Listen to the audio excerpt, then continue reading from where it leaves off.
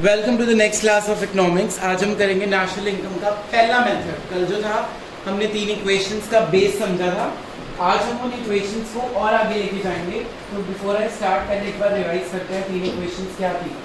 Gross is equals to net plus national is equals to domestic plus NFIA and MP is equals to FC plus NIT का formula IT minus subsidies. Okay, let's start today's topic. आज के जो topic का नाम है वो है national income में वैल्यू एडेड मेथड।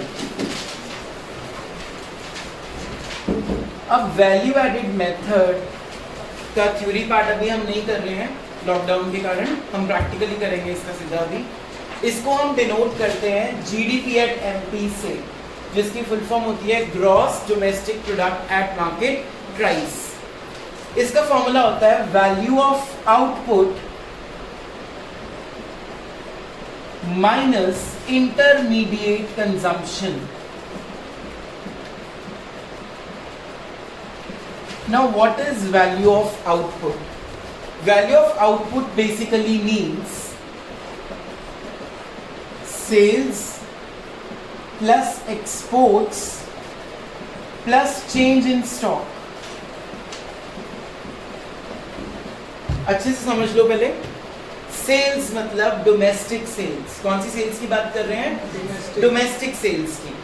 एक्सपोर्ट्स का मतलब तुम्हें पता है, जब हमारा सामान बाहर वाली कंट्रीज में जाता है उसको हम एक्सपोर्ट बोलते हैं, ठीक है।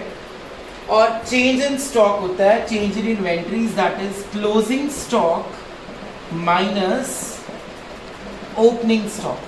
तो वो चेंज आ जाएगा, क्लोजिंग में से ओपनिंग क्या कर देंगे हम, माइनस। अब एक चीज़ याद रखना, स्कूल में कई टीचर्स ये चीज़ नहीं बताते हैं या फिर उनका पढ़ाने का तरीका डिफरेंट है। मैं उनको गलत नहीं बोल रहा हूँ, बट मैक्सिमम स्कूल्स में ना ये चीज़ बताई ही नहीं जाती कि एक्सपोर्ट्स और सेल्स का क्या रिलेशनशिप होता है। ध्यान से देखना, अगर क्वेश्चन के अंदर सेल्स हैं 5000 और एक्सपोर्ट्स हैं 1000, तो हम एक्सपोर्ट्स को यूज नहीं करेंगे फॉर्मूले में, क्योंकि एक्सपोर्ट्स का अमाउंट कम है किससे, सेल्स से। तो इसका मतलब ये हुआ कि अगर खाली सेल्स गिवन है और सेल्स एक्सपोर्ट्स से बड़ी हैं तो इस टॉपिक में एक्सपोर्ट्स यूजलेस हो जाएंगे। It means exports already sales में ऐड किया हुआ है। अगर सेल्स का अमाउंट बड़ा होगा तो इसका क्या मतलब होगा कि एक्सपोर्ट्स ऑलरेडी सेल्स में ऐड किया हुआ है, तो हम उसको फॉर्मूले में यूज नहीं करेंगे। समझ गए सब लोग? अब एक और ट्रिक है इसका। अगर मैं लिख दूं डोमेस्टिक सेल्स 5000 और एक्सपोर्ट्स 1000, अब भी एक्सपोर्ट्स उससे छोटे हैं पर अब ऐड करेंगे, क्योंकि यहाँ वर्ड क्या है साथ में, डोमेस्टिक मतलब ओनली इंडियन स्टेट्स की सेल है, तो उसमें एक्सपोर्ट्स तो इंक्लूड हुए ही नहीं हुए, तो आप उसको ऐड करोगे ही करोगे। समझ आ गया कंसेप्ट? पहला कंसेप्ट क्या है कि अगर खाली सेल्स लिखा है क्वेश्चन में और सेल्स का अमाउंट बड़ा है एक्सपोर्ट से, तो export is useless in the question. लेकिन अगर वर्ड है डोमेस्टिक सेल्स, तो इसका मतलब क्या हुआ कि वो सेल्स सिर्फ इंडियन सेल्स, तो तब आपको एक्सपोर्ट ऐड करना ही करना पड़ेगा। आपकी बुक्स में भी कई न्यूमेरिकल्स गलत सॉल्व किए हुए हैं, उन्होंने एक्सपोर्ट्स को यूज नहीं करा, लेकिन आप करोगे। तो exports is a part of value added method, ये चीज याद रखना। पहली चीज NCERT में ठीक करा होगा, बाकी जितनी बुक्स हैं TR जैन है और जो राधा गोकुल है, दोनों में ये चीज गलत थी। तो you have to make it very clear कि पेपर में जो आंसर्स होंगे वो NCERT पे फॉलो होंगे। तो आपको एक्सपोर्ट्स को ध्यान रखना है। अगर आपके टीचर्स क्लास में बोल भी रहे हैं तो चैलेंज मत करना उनको, चुपचाप पेपर में फाइनल में कर देना। Is it clear? सेकंड चीज, इंटरमीडिएट कंजम्पशन। सेकंड चीज है हमारे पास इस फॉर्मूले की, इंटरमीडिएट कंजम्पशन। अब ये क्या होता है? Intermediate consumption basically means purchases plus imports plus production for self consumption.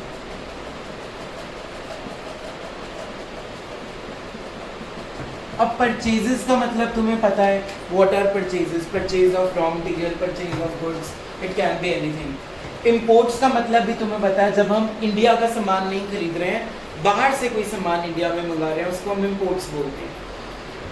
अब सेम रूल है यहाँ पे भी। सपोज करो परचेजेस का अमाउंट है 4000 रुपीज़ और इंपोर्ट्स का अमाउंट है 500 रुपीज़, तो परचेजेस बड़ा है ना इंपोर्ट से, purchases is greater than imports, तो हेंस इंपोर्ट्स यहाँ पे क्या हो गए? यूजलेस। लेकिन अगर मैं वर्ड लिख दूं डोमेस्टिक परचेजेस 4000 और इंपोर्ट्स 500, अब ऐड करेंगे ही करेंगे क्योंकि यहाँ पे वर्ड क्या आ गया? डोमेस्टिक, मतलब इंडियन परचेजेस है। और अगर क्वेश्चन में लिखा है परचेजेस 1000 और इंपोर्ट्स हैं 1500, अब इंपोर्ट्स बड़े हैं परचेजेस से, तब भी इसको ऐड करके ही लेना है आपने। टोटल कितना लोगे?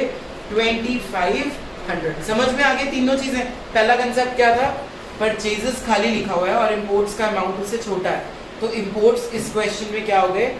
यूजलेस। दूसरी चीज में है डोमेस्टिक परचेजेस। डोमेस्टिक परचेजेस अगर गिवन होगा तो हमने इंपोर्ट्स को ऐड करना ही करना है, क्योंकि वो डोमेस्टिक का मतलब क्या होता है? Indian purchases. थर्ड है परचेजेस का अमाउंट छोटा है, इंपोर्ट्स का अमाउंट बड़ा है, तो हम ऐड करेंगे ही करेंगे क्योंकि वो अमाउंट छोटा था, उसमें इंपोर्ट्स इंक्लूड नहीं किए हुए, तो आपको इंक्लूड करने हैं। अब आ जाओ इस टॉपिक पे, that is production for self consumption. सहज इसका क्या मतलब होता है? प्रोडक्शन फॉर सेल्फ कंजम्पशन का मतलब क्या होता है? कुछ प्रोड्यूस करना अपनी कंजम्पशन। कोई एग्जांपल देना।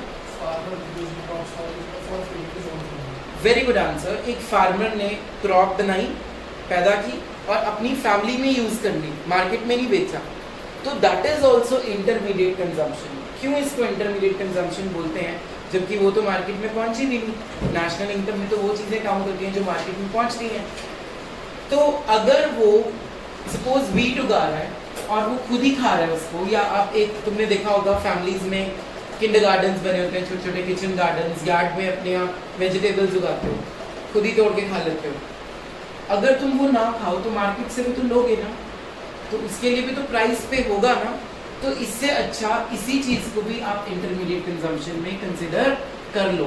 मतलब एक तरह से आपने वो मार्केट से परचेज ही किए हैं। अगर आप नहीं भी कर रहे हो परचेज, खुद बना रहे हो, अगर आप खुद ना भी बनाते फिर भी कुछ खाने के लिए आप मार्केट से खरीदते या नहीं खरीदते।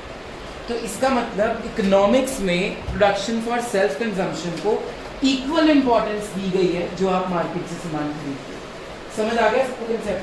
तो फॉर्मूला बड़ा ही सिंपल सा था, GDP at NP is equals to value of output minus intermediate consumption। बस आपको क्या ध्यान रखना है, कहाँ पे हमने इंपोर्ट्स लेने हैं, कहाँ पे हमने इंपोर्ट्स को यूजलेस मानना है, कहाँ पे एक्सपोर्ट्स लेने हैं और कहाँ पे एक्सपोर्ट्स को यूजलेस मानना है।